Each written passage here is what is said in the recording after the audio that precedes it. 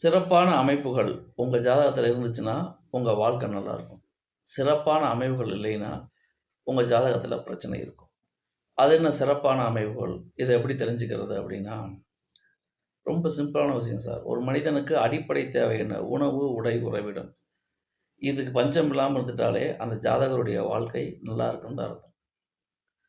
அப்ப இந்த அடிப்படை தேவைகள் பாதிக்கப்படாம இருந்து, வாழ்க்கை சுமூகமா போறதுக்கு ஒரு ஜாதகத்துல 5ஆம் அதிபதியும், 9ஆம் அதிபதியும் தான் காரணம்.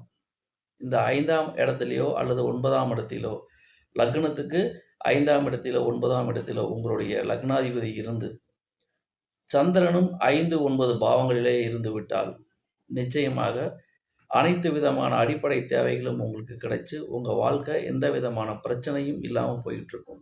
லக்னமும், லக்னாதிபதியும், சந்திரனும் 1, 5, 9 பாவங்களில் அமைந்து விட்டால், வாழ்க்கை சூப்பரோ சூப்பர்.